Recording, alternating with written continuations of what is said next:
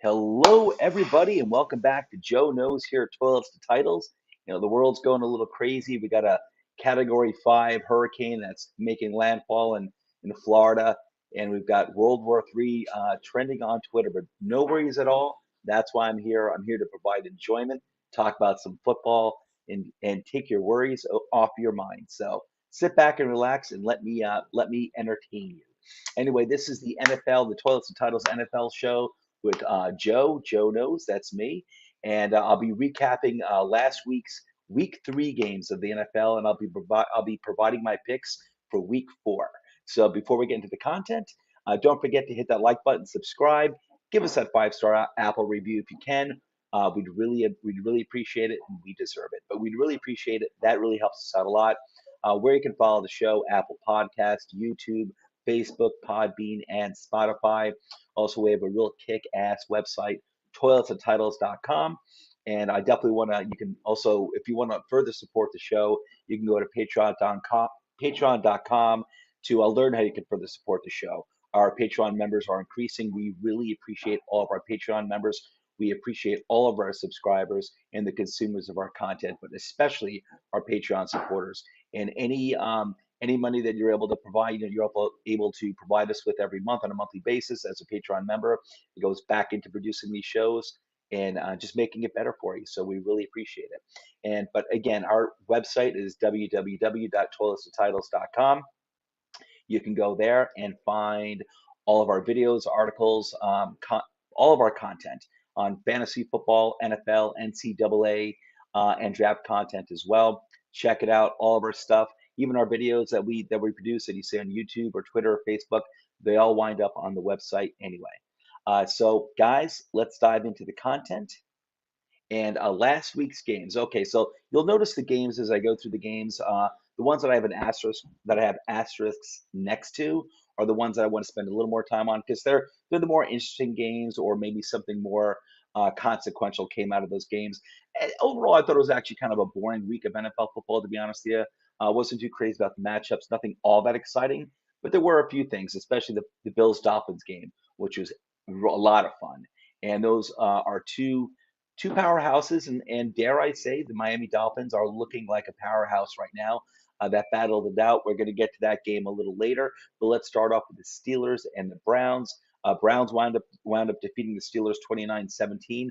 Nothing too sexy about this game, honestly. The big question here right now, I should say, is, and going on in Steelers land and on ESPN and everywhere else, is when is the Kenny Pickett era going to start for Pittsburgh? And my response to that is whenever the coaching staff decides that it's the right time to do it. Pittsburgh's got a very smart coaching staff. Whenever they feel like Kenny Pickett is ready to take over the reins, they're going to do that. They're writing it out with Trubisky right now. He's being an adequate fill-in for right now. I never felt like Trubisky was a horrible quarterback. Obviously, he never lived up to being drafted as high as he did, much as Daniel Jones. But he is an NFL quarterback. And this situation where you're waiting for, you've got that first round pick in Kenny Pickett that you want to see come out when he's ready. They're very smart coaches will make that decision to do that. Steelers fans, just be a little patient. When they feel that Pickett's ready to be out there, he'll be out there. But Steelers, they get defeated by the Browns. He had a divisional game here. Not surprised by the result. I think I actually did pick the Steelers in this game, but Browns took care of business over here, and Browns are doing okay. They're treading water until Deshaun Watson comes back. I think like week 10 or week 11. So Browns are doing okay. Chubb had a great game. He had a touchdown. He had well over 100 yards as well.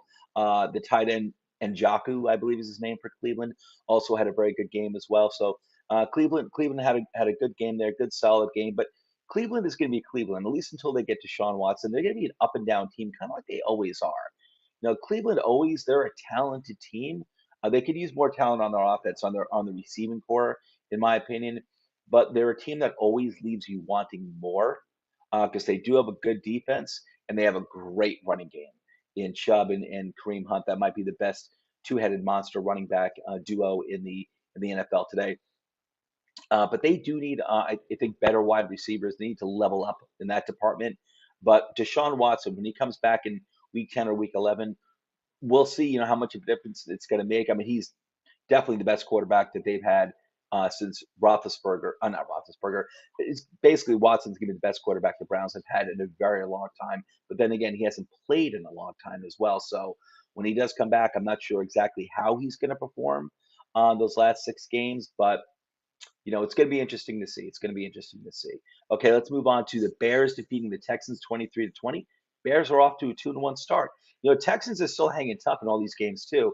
I mean, these are evenly matched teams, Bears and the Texans. Obviously, they're not very good. Um, evenly matched team and evenly matched teams, 23-20.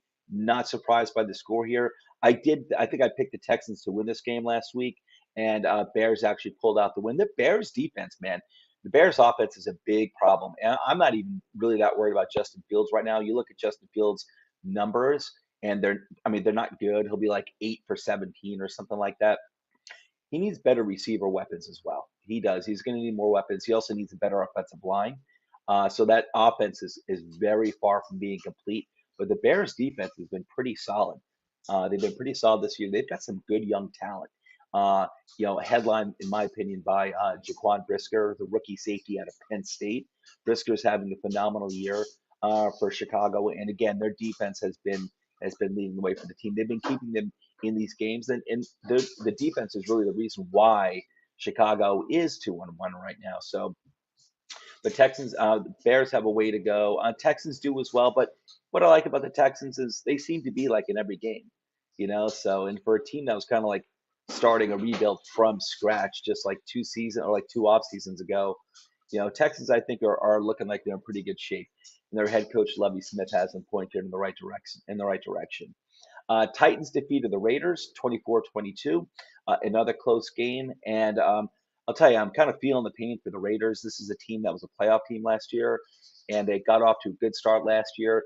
When they lost their head coach in the middle of the season, it looked like the wheels. You would have assumed the wheels were going to come off, but it didn't. Their interim head coach at the time got them through the rest of the season. They won more games than they lost. They wound up in the playoffs, and the Raiders were a pretty darn good team last year. And they fell to the Titans. The Titans themselves had gotten off to a really bad start. But I am worried about the Raiders. They're 0-3 now. I don't like the direction they're going in. They have talent. They have a pretty good defense, and they definitely have talent on that offense. Devonte Adams and Carr, their quarterback, and the running back isn't too bad either in Jacobs, and they got Waller out there. Waller's been kind of quiet for the past, like year and a half, to be honest with you.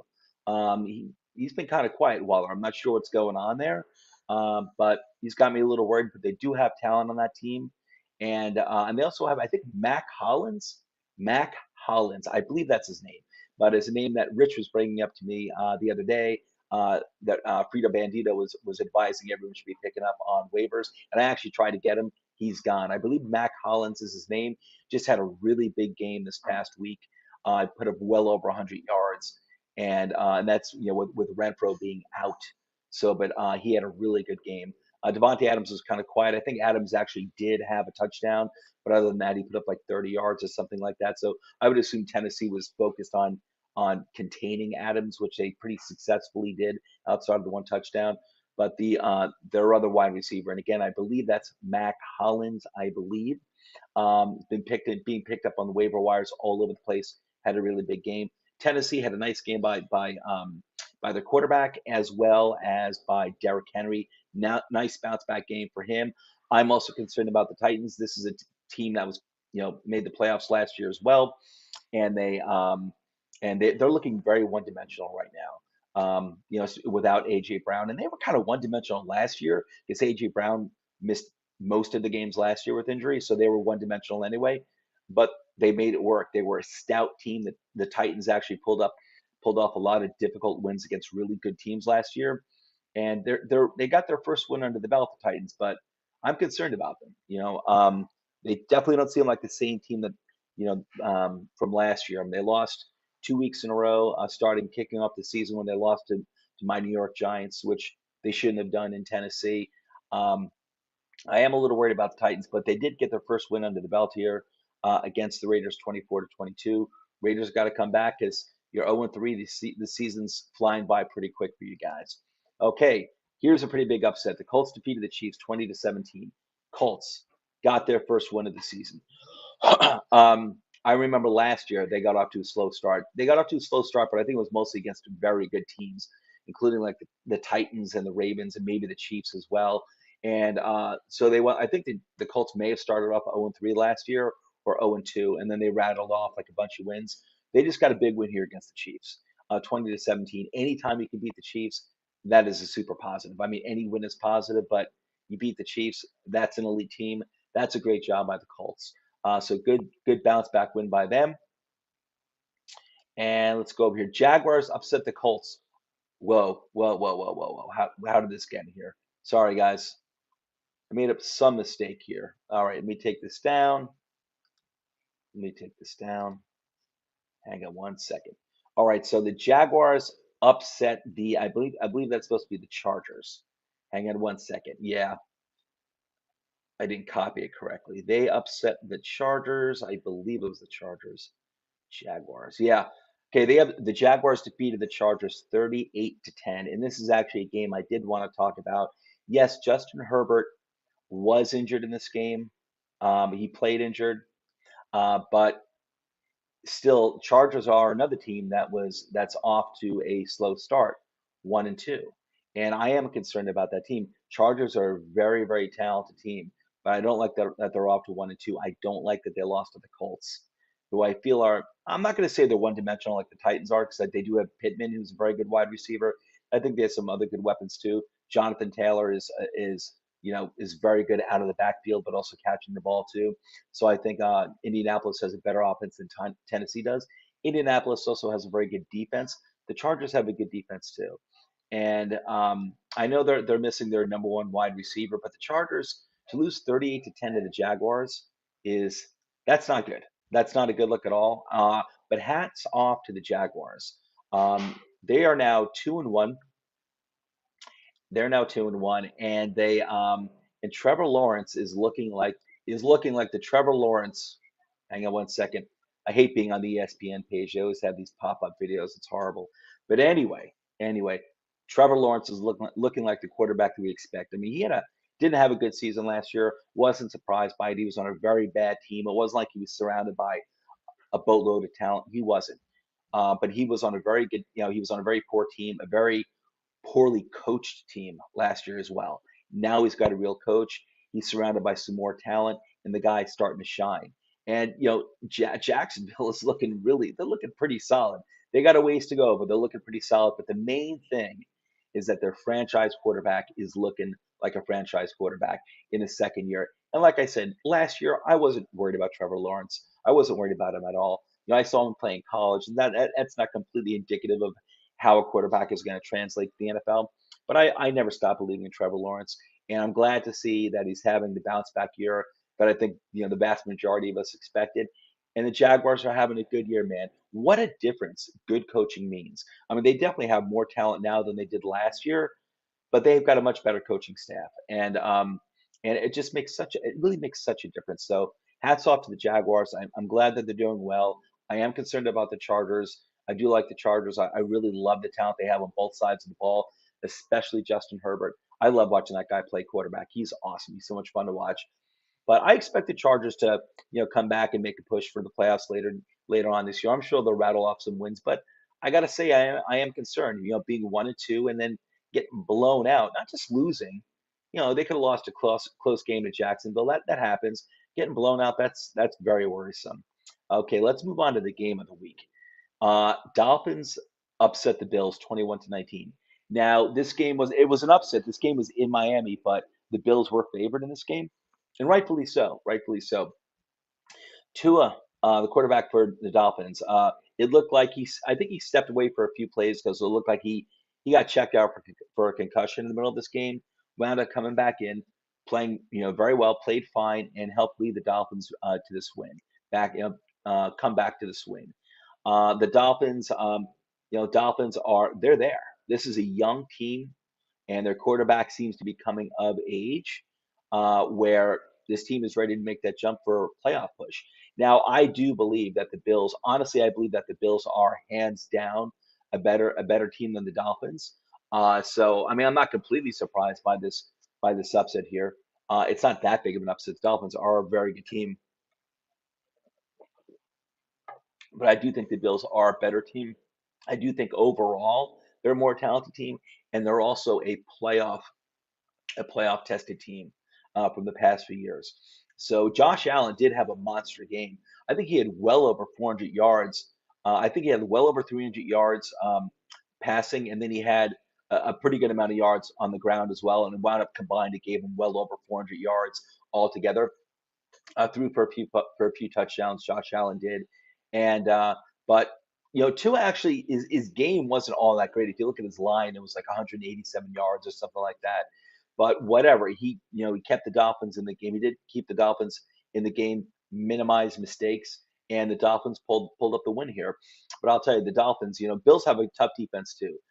The Dolphins wide receiver duo, I think, between Tyreek Hill and Waddle, if these guys stay healthy, not just this year, but for the next few years, could wind up being possibly the best wide receiver duo, potentially the best wide receiver duo in years, if not decades. I think these two could be so darn good together, especially if Tua winds up continuing to progress, and if he winds up being, just I guess a franchise quarterback. And Hill and Waddle, if they can stay healthy over the next few years, I think they could wind up being one of the best wide receiver duos in decades. These guys have the potential to be just off the charts good. But the Dolphins pulled off the upset here, and the Dolphins are one of the only two undefeated teams right now. The Dolphins and the Eagles are both 3-0. The Bills are 2-1, but Bills are going to be fine. Bills, you lost a close game in Miami. Bill fans, you're going to be completely fine. Your team is really good, and they do still feel like, even with this loss, the Bills still feel like a team that is on a Super Bowl mission this year. As long as their key players stay healthy, and that is mostly Josh Allen and Devin Singletary, I think you guys are on trajectory to wind up in the Super Bowl. But Dolphins are looking really good, and they're looking like they're going to be a playoff contender as well. I think they'll wind up being in the playoffs. Okay, Vikings defeated the Lions 28-24. Um, Lions fans, heads up. This is, I should say, keep your heads high, be proud. You guys, this team never stops fighting. They had a good game here. They lost to the Vikings. I believe the game was in Minnesota. I could be wrong about that. But anyway, Lions did have a good game. They do have some injury concerns coming out of this game with DeAndre Swift and my man Amon-Ra St. Brown. Um, I love that guy. I love that wide receiver. Anyway, these two guys did get injured in the game. I'm not sure if their status is clear for this upcoming week. I think it's still kind of iffy, kind of like wait and see. I don't believe DeAndre Swift has been already, considered to be out for week 4, but it sounds like he's probably not going to play this upcoming week. So Jamal Williams, who I have all the faith in the world in, is going to be or should be the RB1. I'm assuming Swift isn't going to play. Jamal Williams will be the RB1 this upcoming week for Detroit. No worries at all. That guy is, I think, potentially on another. If he were on many other teams, he'd be their RB1. Jamal Williams will be a beast. He'll perform really well. But Lions fans, even when you guys don't win, your team is fighting and you're staying tough and you're staying in these games. And the Vikings took care of business. They needed to. They needed to. The Vikings are now 2-1. But the Vikings always scare me because the Vikings always they have these games. Again, the Vikings, like Cleveland, Vikings are a very talented team, but they're a team that also leaves me wanting more. And I believe Dalvin Cook also got injured in this game. So if you got Mathis, you're going to be riding high. If you had Mathis as your handcuff in fantasy football, because he's a very good handcuff. He's the ideal one. When he's starting a game, he's not too great when he's brought in the middle of a game, Mathis. That's like the history of his career. When he's brought in the middle of the game, he doesn't really perform all that great. But when he starts off as the starter at the beginning of the game, he usually puts a big game. So even if Dalvin Cook is injured, I'm unsure of the status. I think it might have been shoulder injury. I'm unsure if Cook is actually going to miss this upcoming week or how many weeks he may miss. but with Mathis, he should be fine as well. But something about the Vikings too, just always leaving me wanting more, just kind of like the Cleveland Browns. Anyway, Vikings got the win; they needed it. Um, Ravens defeated the Patriots 37-26. I think Lamar Jackson, if I recall correctly, was responsible for 5 touchdowns. That was 4 passing touchdowns, and he ran for a touchdown as well. Another really, really big game by Mark Andrews. I think he had something like 90 yards and a touchdown, maybe more than that. But I know Mark Andrews had a huge game. Ravens took care of business against the Patriots like they should have. I know that Mac Jones got injured at the very end of the game. I think it might have been the last play. I think Calais Campbell, I think, landed on his leg. So that bears watching what's going to happen with Mac Jones if he's going to start this upcoming week, or if they're going to have to go, if the Patriots are going to have to go to their one of their backup quarterbacks. But Ravens took care of business here. One thing I noticed in this stat line though, in this game line here, um, with the Ravens is that their running game, man, their running game so far has really only been Lamar Jackson. Really not much going on from the running backs, except for a guy that I never forgot about that I like coming out of college. I believe it was 2 off seasons ago. I believe he was taken 2 drafts ago. Justice Hill. Justice Hill had 6 carries and put up 60 yards for the Ravens. So this is a team that's their running backs are always injured, and I'm talking about the Ravens, always injured. So yeah, you may get Gus Edwards back. I wouldn't be surprised if the guy winds up on the IR like a week later or something like that. I'm not saying to pick up Justice Hill just yet. I'm just saying keep an eye on this guy because he had 60 yards on 6 carries, and he's not a bruiser. He's nothing like that. He's not Gus Edwards, uh, but um, but he's more of a shifty guy and who's actually pretty good and should be pretty good in the receiving game anyway as well. That was his game coming out of college. But he's a different type of running back than you usually see with Baltimore. Just keep an eye on the guy because the thing about Baltimore is that they always use their running backs. It doesn't. It's going to be next man up. Their offense is predicated on the running game and very much to the use of Mark Andrews and their tight ends in general. So Bateman had a pretty quiet game. Yeah, I think he had like 40 yards or something like that. Duvernay also had a pretty cool. Actually, no, Bateman I think had more yards on it. I think he had a pretty good game, but no touchdowns. Duvernay, the wide receiver too, only put up like 29 yards, but he did get a touchdown. So that counts. That counts, and I like Duvernay a lot. So I think the wide receiver core is coming along pretty well for Baltimore. But just keep an eye on Justice Hill. And regarding the Patriots, Devonte Parker did have a really big game. He had well over 100 yards. He didn't have any touchdowns, but he had well over 100 yards. The Patriots scored their touchdowns through their running game, including Mac Jones, who ran for a touchdown as well. But Ravens took care of business as they normally do. We got a comment over here. Nino Brown, Harrison Stevenson show this week. All right, Nino Brown, my man, downtown Nino Brown. He's calling it the Harrison Stevenson Show this week. I assume you're talking about Week 4, upcoming Week 4, Nino, with Mac Jones being injured. I assume you're talking about Week 4. They did have a good game. At least Ramondre Stevenson had a really good game in Week 3. Put up a lot of yards and a touchdown. It was kind of quiet for Harris, even though I think he did get a rushing touchdown, but kind of quiet for Harris on the yardage. But Stevenson had a really good game. But those New England Patriot running backs, that offense just scares anyone who's in fantasy because you never know who to play. Harris, Stevenson, you never know who Belichick and his offensive coordinators are going to roll with that week. So pretty damn scary. Okay, let's get on to the next game. Bengals took care of business against the Jets, 27-12. As they should have, And it looks like I'm not going to dive too much into this game. A lot of the big wide receivers this week, including Jamar Chase and Justin Jefferson, and I think Tyreek Hill, were all held quiet. And it was really more like the wide receiver twos and the wide receiver threes that shined because the wide receiver ones, where I think were being focused on by their opposing defenses, except for Jalen Waddle. Jalen Waddle had a big game. It was Tyreek Hill did have a quiet game, but Jalen Waddle you can kind of consider to be more like a 1B. Maybe Hill is the 1A and Waddle is the 1B. But in this game with the Bengals, Tyler Boyd was the one that had the really, really big game. Jamar Chase was kept quiet, but Boyd had over 100 yards and a receiving touchdown. Burrow had a good game as well. Joe Mixon, I was never completely sold on Joe Mixon. He's having a pretty quiet year. He had a pretty quiet game, and I remember a lot of talk, a lot of discussion leading into fantasy drafts this offseason. Just a few weeks ago, like a month ago, people were asking, "Oh, would you take like Chubb or would you take Mixon?" And I was totally in favor of taking Chubb. Period. He's done it over a few seasons in terms of the success he's had. Joe Mixon had like a really good year. He had a very good year last year, Joe Mixon, but I wanted to see him do it like another year. I wasn't fully sold on him, and so far Mixon is having a pretty quiet season. But hey, listen, the Jets I think have a chance to bounce back this upcoming week. However, their second year quarterback Zach Wilson may be starting this week. It's not set in stone, but keep an eye on that whether it's going to be Flacco or Wilson. And yeah, you can scoff at the Jets, but it does make a difference because Flacco did put up something like 30 points like 2 weeks ago with the Jets in the comeback win that they had.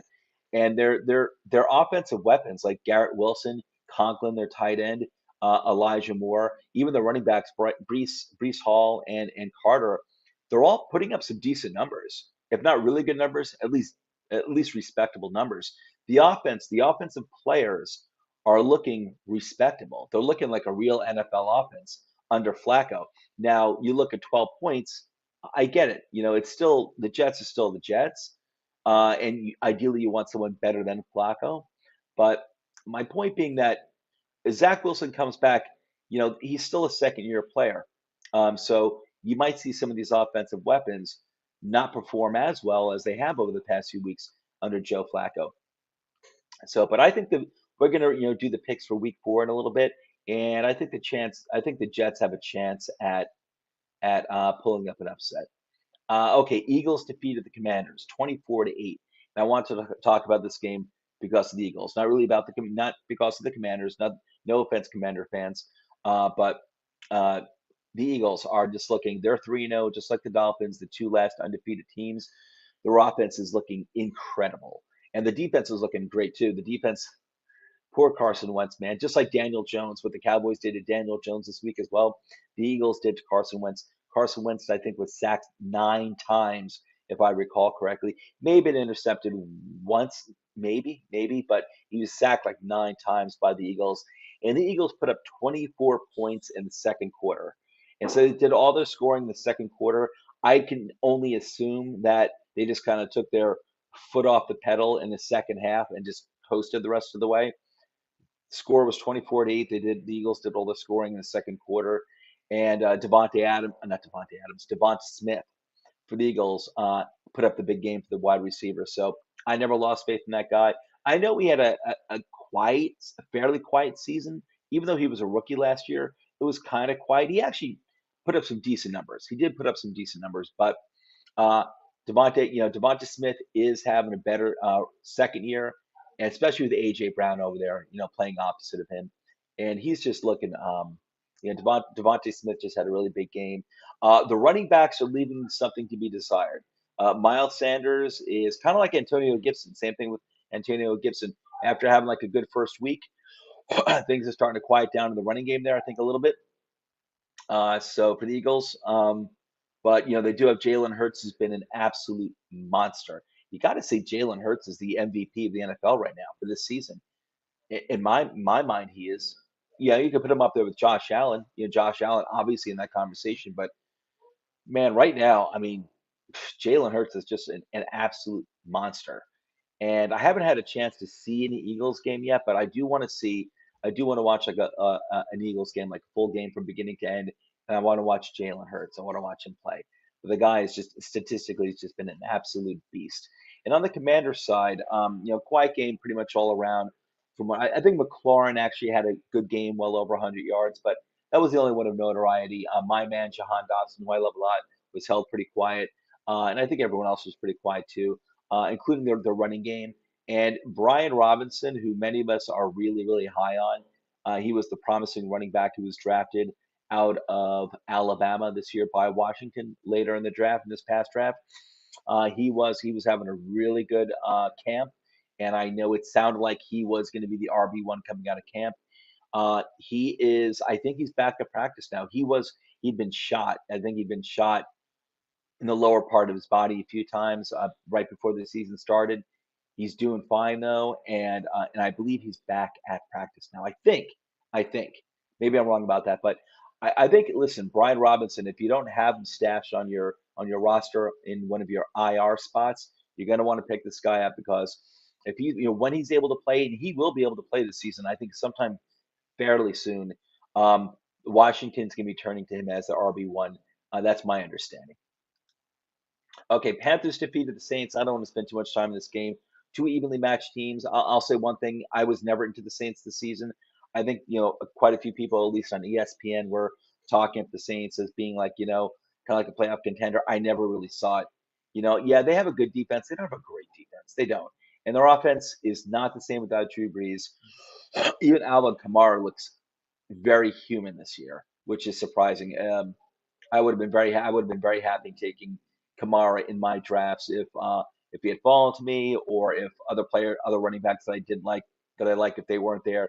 I would have been very happy to take Kamara. He's having a very quiet year, and the Jameis Winston experiment does not look to be going all that great. However, Christian Olave, their first round wide receiver this year, had a big game. He had something like 150 yards receiving, so great game by him. But New Orleans is not looking very good, and not looking very good at all. So yeah, I'm just not into.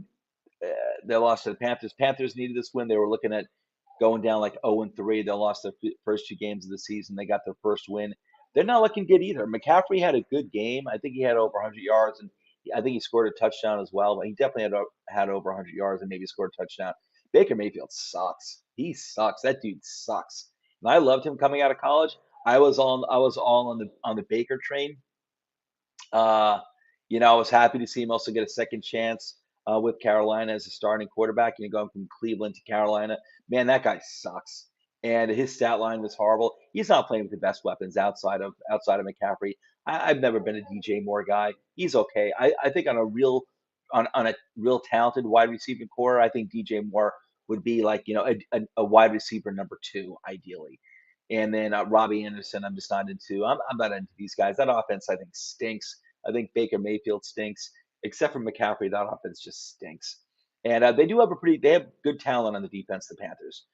It's not a complete defense. It's not an overpowering defense like Dallas is. But they're accumulating some good young talent on that defense, especially in the secondary. The Panthers. But these are two teams that are just like average at best. They're average teams at best. And I'm kind of focusing on the Saints a little more, just because there was some hype around them. The New Orleans has been a very successful NFL team for like the past like 15 years when Sean Payton was coach and they had Drew Brees.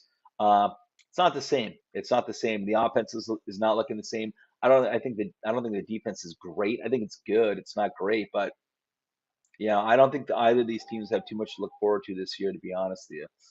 Okay, so hang on one second.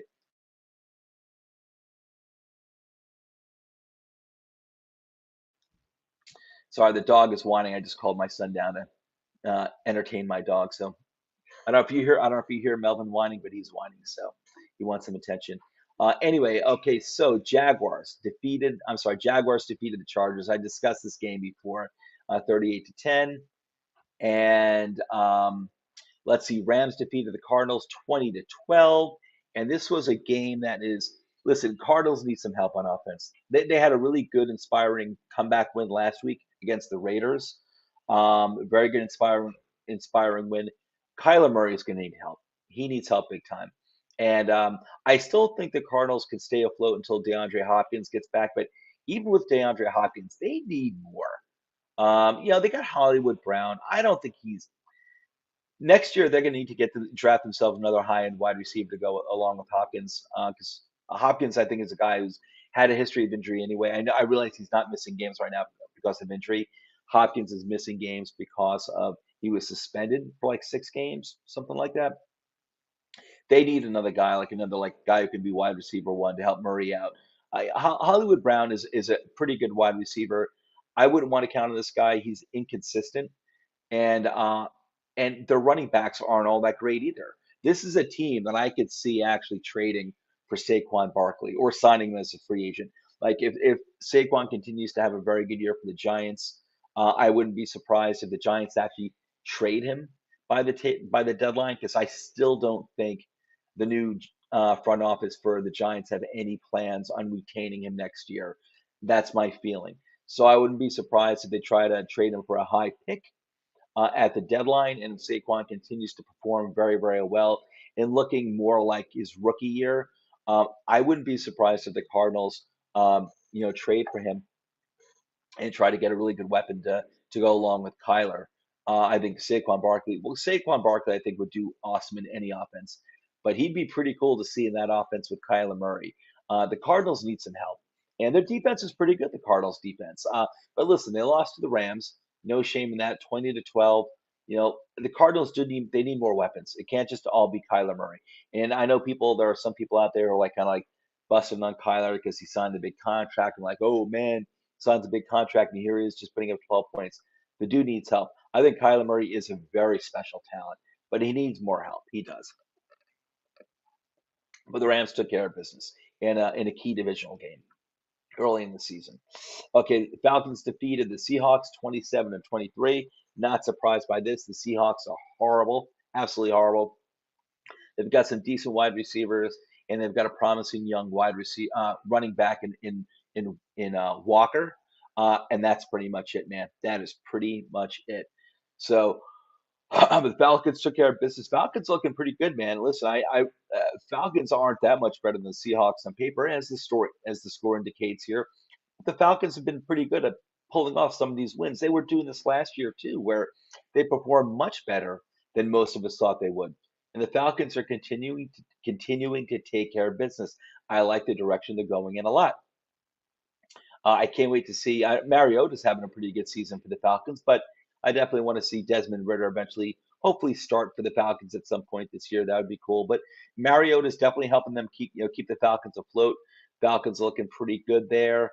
Um, let's see. Okay, Packers defeated the Buccaneers 14-12. Not a sexy game, not a sexy game, but the Packers are getting it done with their excellent running back tandem in Aaron Jones and I'm brain farting on running back number two, AJ Dillon. AJ Dillon. Packers are taking care of business there, and the Packers have a really good defense themselves. Much like the Cowboys. Two teams that used to be more focused on offense. That's where their power was. Now they're both becoming kind of like defensive oriented teams. And the Packers need some weapons too, because there is definitely, I love Aaron Rodgers. You never count Aaron Rodgers out. There is definitely a limit to the success that the Packers are going to face this year when they make the playoffs, and they will make the playoffs. But there are going to be teams out there that are more complete with the Packers. That the Packers, their ceiling is only going to be so high, and they're definitely going to make the playoffs. They are the Packers. They do have Aaron Rodgers, and they do have a good defense, and they've got a really, really good running game. But they need some of these wide receivers to become consistent, to really step up. And it's hard to say that about rookies, such as like a Romeo Dubs and Christian Watson. But they've got the talent to do it. But they are rookies. You can only really expect so much. But you're kind of hoping that one of those two guys is going to step up and become like a wide receiver one in his rookie year, kind of like Justin Jefferson did, 2 or 3 years ago, and then Jamar Chase did last year, and you're kind of hoping that one of those guys, it's going to happen with one of those guys, and that could happen with Aaron Rodgers. It could happen, but right now, Aaron Rodgers and his two-headed running back monster crew are carrying the offense there, and the Packers defense is taking care of business. Buccaneers, they need their weapons back big time. They've got quite a few of their receivers out, including Evans was out this game. He was suspended because he's a knucklehead. He was out this past game. He will be playing week 4. Mike Evans, that is. Uh, the watch is on for Godwin as to when he's going to come back. I believe he was limited in practice, I believe today, but he did practice. So it's not written in stone that Godwin's going to be back this weekend, but he'll be back soon. But they need some of these weapons. Julio Jones as well has been out as well. I'm not that big on Julio Jones, but I do love him team up. I do love him paired up with Tom Brady. If anyone can revive a wide receiver's career, I believe it's Tom Brady, even at the age of 87. I think Tom Brady, can still revive a career of wide receivers. So anyway, the Buccaneers need those. They need some of those guys back, though. Buccaneers are still doing pretty well, though. They're doing pretty well, but they need their offensive weapons back. Broncos defeated the 49ers 11-10. Holy cow, what a boring ass score, 11-10. Broncos are getting it done, even though Russ Wilson is sucking, and he is sucking. I thought he would actually play a lot better with Denver, and he still may, and he still may. I did say this though when he was traded to the Broncos, and I did love the trade. I thought Broncos trading for Russ Wilson was a great move, and I'm not going to backtrack on that at all. I do think things will get better with Russ. I'm chalking his really slow start to just being on a new offense. That's what I'm going to chalk it up to right now. I do think Russ Wilson will come along, but I am concerned because I did not like the last year and a half, or even 2 years, the last 2 years that he played with the Seahawks, and that was with some pretty good wide receivers in Metcalf and Lockett. So that's all he had to play with. It wasn't like he had some great running game. It wasn't like he had a great offensive line, and it wasn't like he had a great defense to get him the ball back.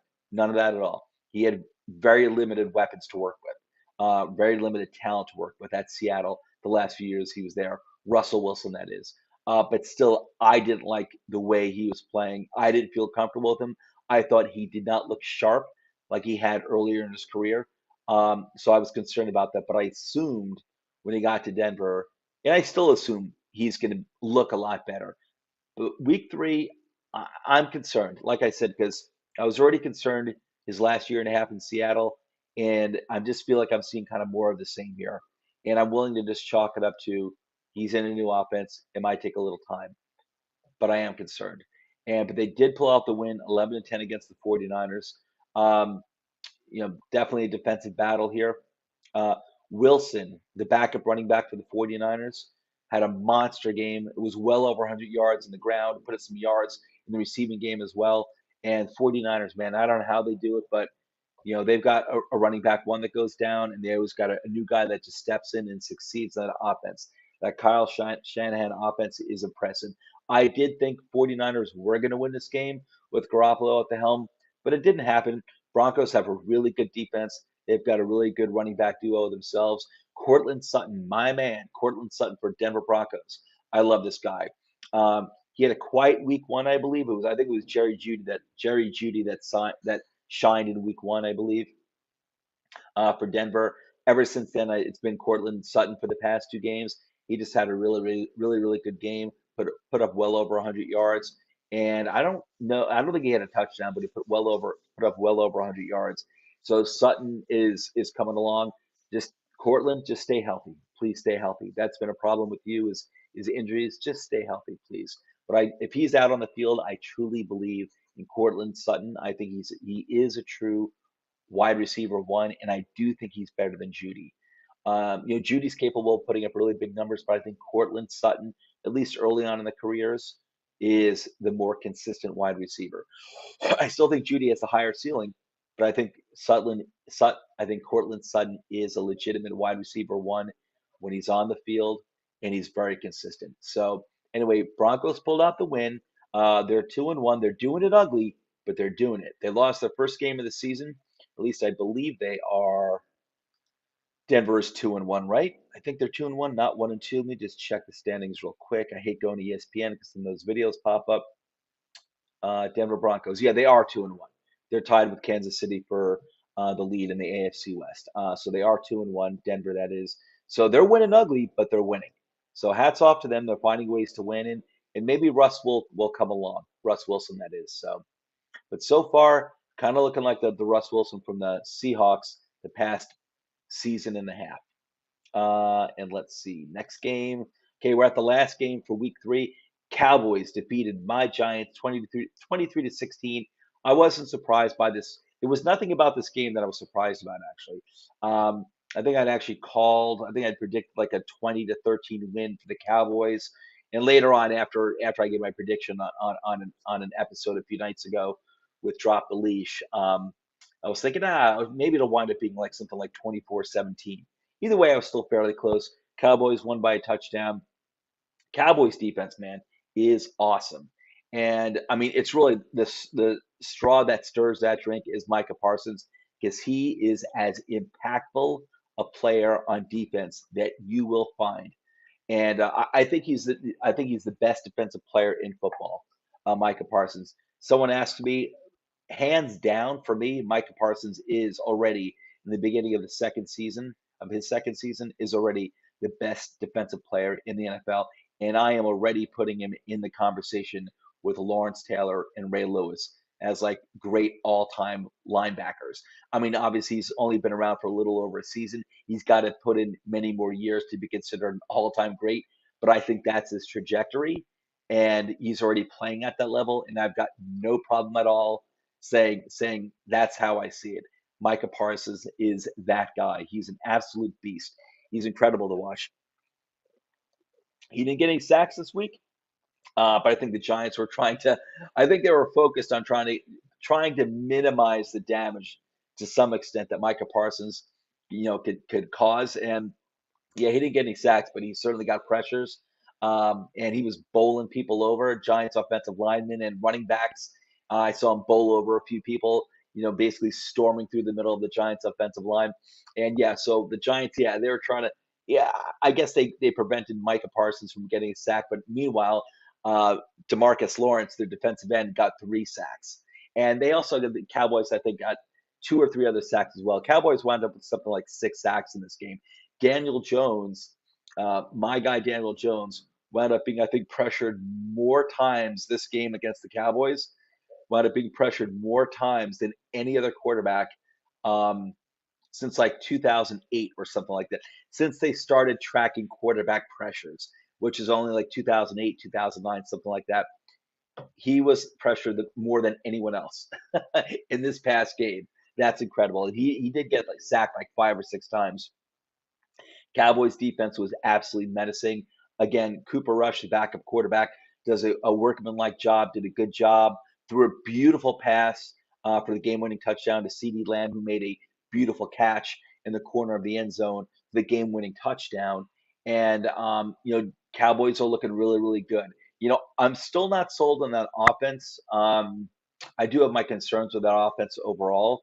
Giants defense had got no pressure on Cooper Rush at all.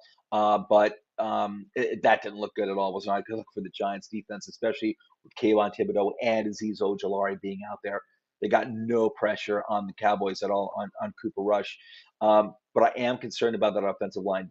He did well against the Giants, but I wasn't surprised. Giants didn't have Leo Williams. It's Kayvon Thibodeau's first game in the NFL. Azeez Ojulari, last year, yeah, he had something like 8 sacks or something like that, but when he wasn't getting a sack, you weren't hearing Ojulari's name too often last year. So, for me, it's wait and see with Ojulari. Hopefully, he develops. I wasn't surprised by the lack of pressure against Cooper Rush by the Giants. Why I did expect more, but anyway. But the Cowboys' offensive line is not what it was, and my point being that going forward for the Cowboys, they're doing a great job of just managing things and winning games. They're 2-1. They've had a really good season. They've kept they kept the Giants to 16 points. That's not saying much because the Giants have a hard time scoring more than 20 points in general. They held the Buccaneers to 19 points in Week 1. They lost. They lost 19-3, but they only let up 19 points to the Buccaneers. And then last week against the Bengals, who they beat the Bengals, I think they only let up 20 points or 21 points. Cowboys defense is looking really good. Excellent. They're looking really, really good. They've got talent at all 3 levels of the defense. The defensive line with Demarcus Lawrence, uh, Micah Parsons in the middle, and they've got some other good linebackers too. And the secondary is very, very good too. So Cowboys defense is looking good. When Dak Prescott does come back, and I think he's going to be back like week 6, week 7, like that. Cowboys are doing fine without him. They're doing fine without him. But even with Dak or Cooper Rush, I kind of like the Packers. They've got more offense than the Packers do, but I still feel like there's a limit there. There's a ceiling that when they get to the playoffs, and I do think the Cowboys are going to the playoffs this year. I do think there's a ceiling that they're not going to be able to get through. I do think there are limitations on this offense. It's not as good and as explosive as it's been, as we've known the Cowboys to be for like the past 10 years. But CeeDee Lamb had a good game. He needs to continue to do that because he needs to prove that he's a wide receiver one because the Cowboys need that now that Amari Cooper's gone. And Amari Cooper did have a really good game for Cleveland this past week. But they need CeeDee Lamb to be consistent and to show that he's either a true wide receiver one or that he's really developing into becoming a wide receiver one. But good show by the Cowboys. Giants, it's kind of like, whatever, comeback to reality, if you will. But listen, the Giants aren't as talented as the Cowboys. They're not. The Giants' offensive line, we know. If you're a Giants fan, you know that offensive line is still a work in progress. I do like some of the young guys on this offensive line. I absolutely believe in Evan Neal. Evan Neal got blown up. He got blown up by Demarcus Lawrence, but I wasn't surprised by that. Um, he's going to take some time. He's a rookie, high end right tackle that they took early in the draft. He's going to take some time. Andrew Thomas looked horrible his rookie year. Now he's looking like, one of the best, if not, he's looking like one of the best left tackles in the game now. It takes some time. You have to give Evan Neal some time. They've got other young guys in the middle the middle of the offensive line as well, besides Glanowski, who was a rookie free agent guard. I think he's playing a right guard. He didn't do well either, but the whole offensive line did poorly, except for Andrew Thomas. It's a work in progress. It is the wide receivers, Sterling Shepard, possible career-ending injury that he left the game with the last play of the game, or at least it's probably not career-ending. His career with the Giants is probably over. Kenny Galladay, some drops there look like absolute crap. So Kadarius Toney's still not on the field. Wan'Dale Robinson, who they spent a second-round pick on, who I'm not high on myself, but I still want to see him out there. He hasn't seen the field because he got injured like the second play of week one or something like that. It's ridiculous, but Giants, this team has ways to go. The Cowboys are a tier above you at least. That's a good measuring stick. You got your snot kicked in this week by a team that's better than you.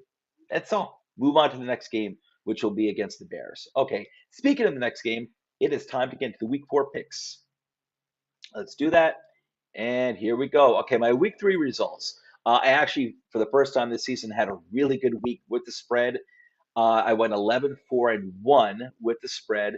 I think the tie was it was a 3-point game. It might have been like the Colts game, maybe something like that. There was a 3-point game that wound up with a tie. The team that I picked was getting 3 points, and it wound up being a tie. So I went 11-4-1 in week 3 with the spread, and I was 7-9 straight up. So didn't do too well straight up, but I did very well with the spread in week 3. So far, my season results to date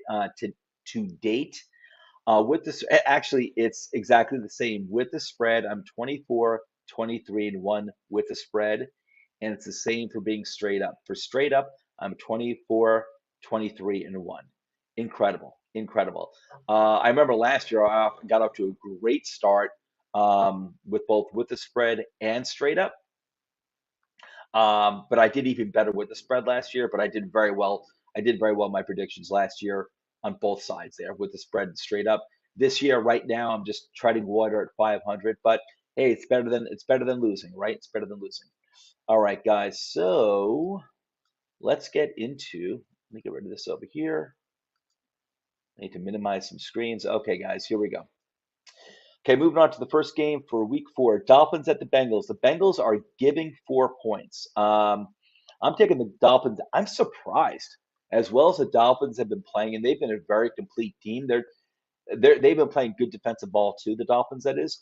And the Bengals have looked very shaky, and that offensive line for the Bengals has looked horrible. Has looked horrible. I'm very surprised. I had to like check 2 or 3 times to make sure that this line was correct. But the Bengals, I know the game's in Cincinnati, but I'm still surprised that the Bengals are giving 4 points.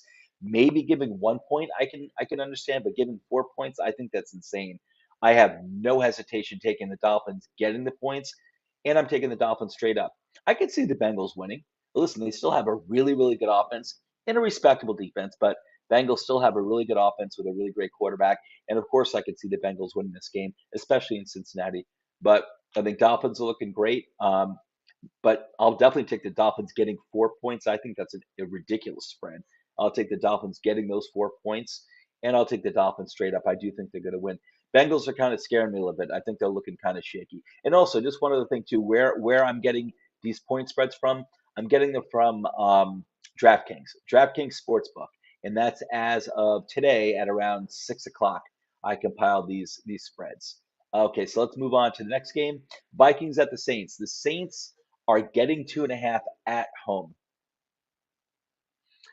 Here I was just talking smack about the Saints, and well, not talking smack. I was giving my honest opinion that I believe that they're extremely mediocre at best. Um, but the game is in New Orleans.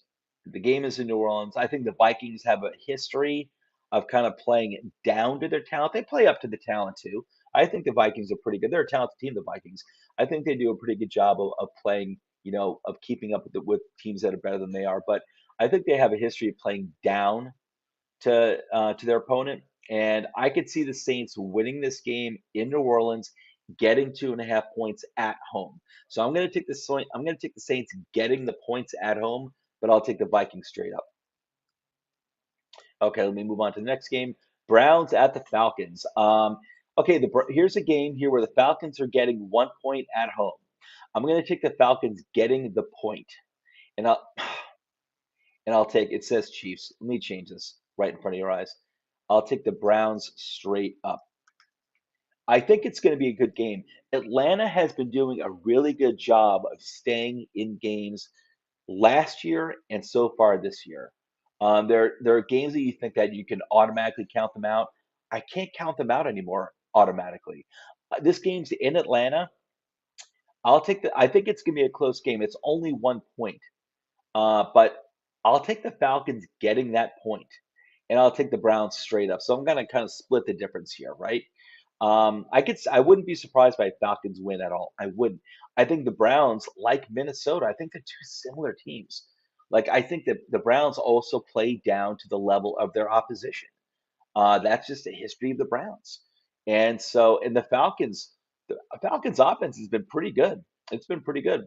Drake London's doing pretty well. Kyle Pitts has been quiet, but I think opposing defenses, I'm just assuming that opposing defenses have been focusing on limiting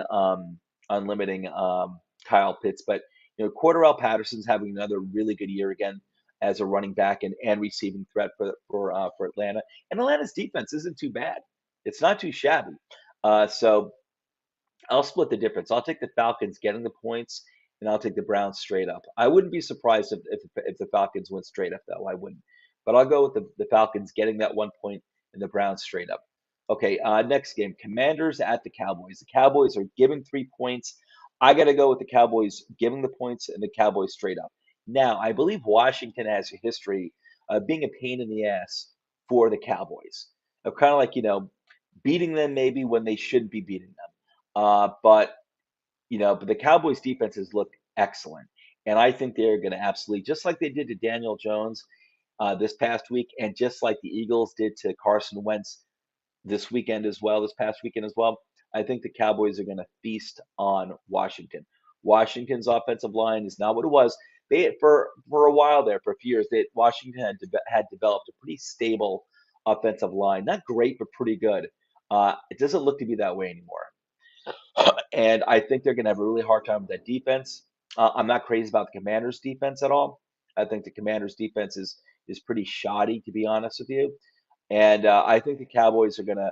I'll take the Cowboys giving 3 points in Dallas, and I'll take the Cowboys straight up to win that game.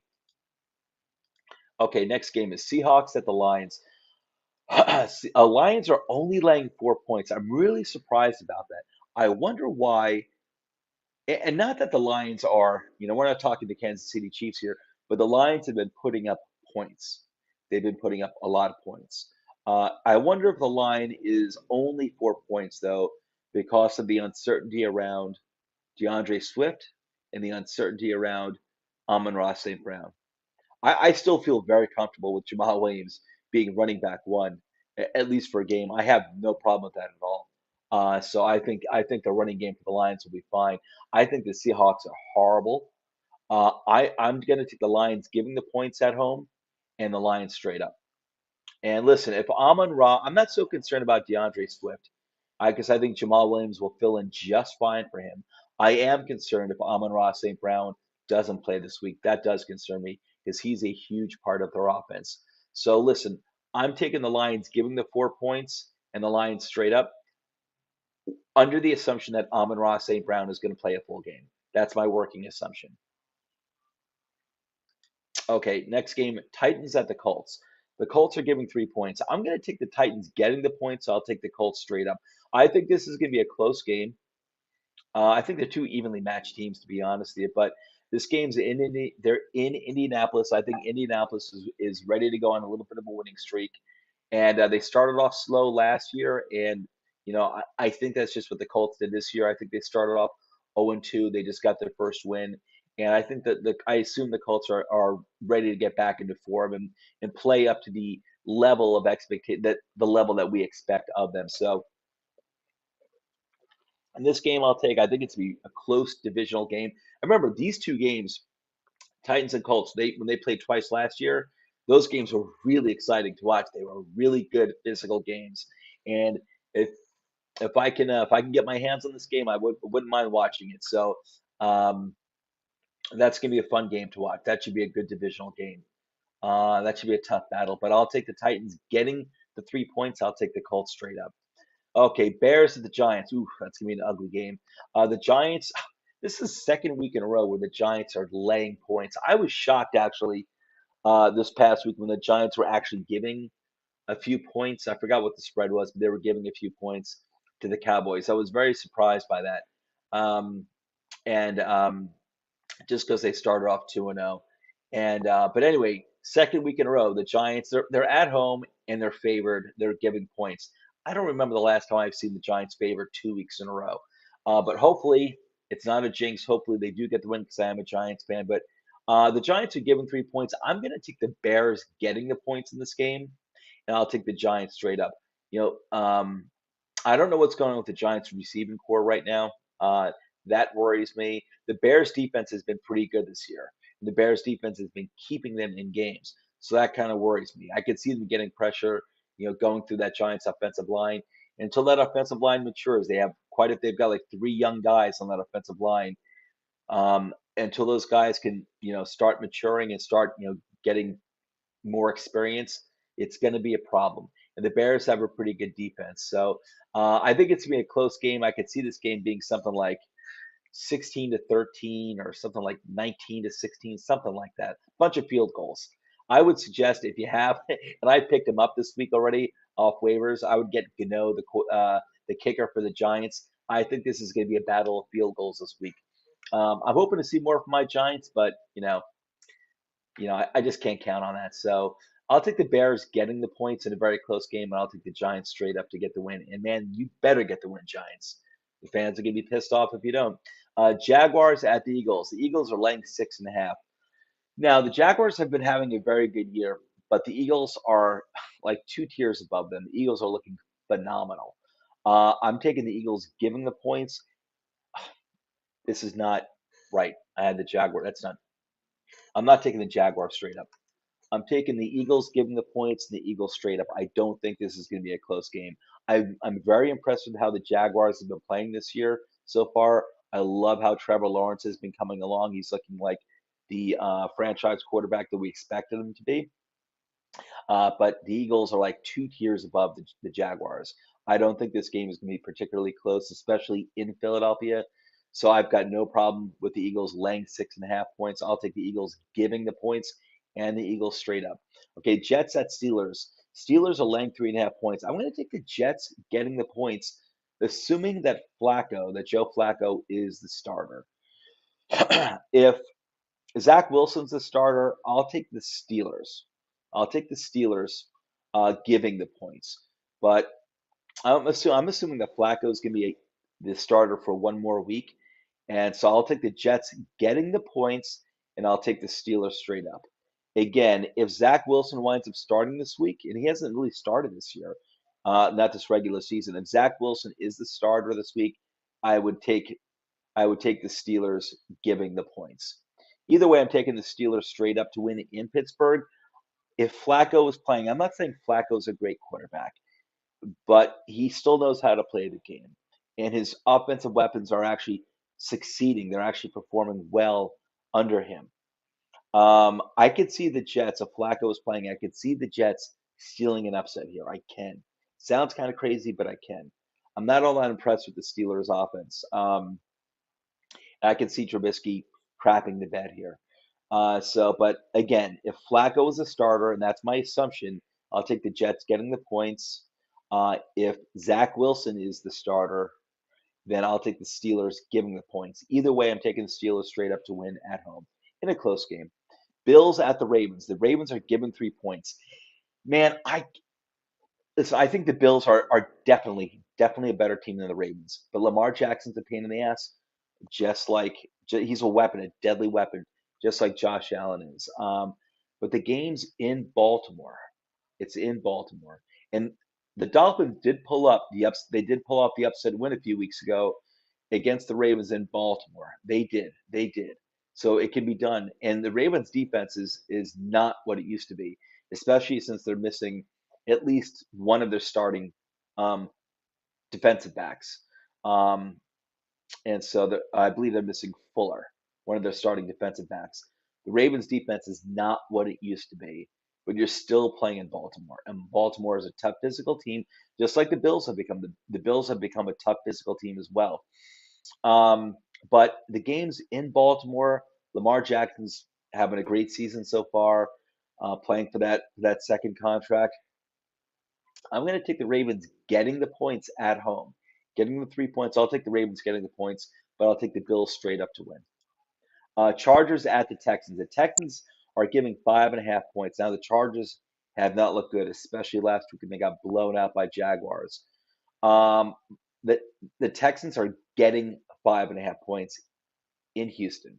So it's Chargers at Texans. Texans are getting 5.5 points in Houston. I'll take the Texans getting the points at home, and I'll take the Chargers straight up though. I expect Herbert, if he's not injured still, I expect him to go off at some point. Um, but Texans have been playing their opponents really well, really tough. So I'll take the Texans getting the 5.5 points at home, and I'll take the Chargers straight up. Cardinals at the Panthers. The Panthers are laying. They're giving a point and a half. I'll take the Cardinals getting the points and the Cardinals straight up. I think the Panthers just. I don't like Baker Mayfield. I think he looks horrible. I don't like the Panthers' weapons outside of McCaffrey, who is a pain in the ass. He is a serious weapon. I love McCaffrey. He's incredible. I don't like anything else about the Panthers' offense. I really don't. I think Kyler Murray, I don't think the Panthers defense is going to be able to contain Kyler Murray. I think he'll be a pain in the ass. And I think that the Cardinals will steal the win in Carolina. So I'm taking the Carolina, I'm taking the Cardinals getting the points and the Cardinals straight up. Patriots at the Packers. Packers are laying 9.5. I don't think this game's gonna be very close. I'm gonna take the Packers giving the points and the Packers straight up. Broncos at the Raiders. Raiders are giving 2.5 points. This is a tough game. Tough game. I'll take the Broncos getting the points because they've been winning these really close games. Not pretty, but they've been winning them. I'm going to take the Broncos getting the points, but I'll take the Raiders straight up. So I do think the Raiders are going to win the game. I think it's going to be a close game, but the Broncos are getting 2.5 points in Vegas. I'll take the Broncos getting the 2.5 points, but I'll take the Raiders straight up. I think it's going to be a really close game. Chiefs at the Buccaneers. Okay, the Buccaneers are giving a point at home. That's crazy to see. I know the Buccaneers are missing a lot of weapons, but you know what? I'll tell you what. I'm going to take the Buccaneers getting the points in this game, and I'll take the Buccaneers straight up. You got to hope that they get some of their wide receivers back, especially Godwin. They do. The Buccaneers do have Evans back, and they still have Fournette. Um, but they do need a second legitimate wide receiver, and hopefully that's Godwin. Hopefully Godwin will be back, but this game is in Tampa Bay. I'll take the Buccaneers getting a point at home, and I'll take the Buccaneers straight up. Rams at the 49ers, the Monday night game. This should be a good one. This is always a good game. Rams at the 49ers. The 49ers are giving a point and a half. I'll take the Ram. I think, again, it's going to be a close game. I'll take the Rams getting the points, and I'll take the 49ers straight up. I would not be surprised. The 49ers, they tend to give the Rams a hard time. So I'm really tempted to take the 49ers giving the points, but I don't like the way the 49ers looked against the Broncos last week. And it could have just been a bad matchup. It could have just been a bad matchup. But I'm going to take the Rams getting the point and a half, and I'll take the 49ers straight up. And folks, that is it for my week 4 picks. All right, guys. So listen, it's been a little over an hour. I had a great time. Thanks for tuning in. I really appreciate it. This is a wrap on the week 3 recap and my week 4 picks. Anyway, before we go, if you can, me and my compadres here at Toilets and Titles. These are our Twitter handles. If you can give us a follow, all of us a follow, we'd all greatly appreciate it. I work with a great crew of like 15 or 16 other guys here at Toilets and Titles, and we would all love for you to follow us. We'd really appreciate it. Friendly reminder, please hit that like button, subscribe, hit that bell, and give us that 5-star Apple review. We really appreciate that. It helps us out a lot. And guys, that is a wrap. I'm out of here. It is time for me to play some video games with my son. All right, everyone. I'll catch you later. Catch you next week with the next recap. Take care, all. Have a good night. And be careful with the storm out there if you're down.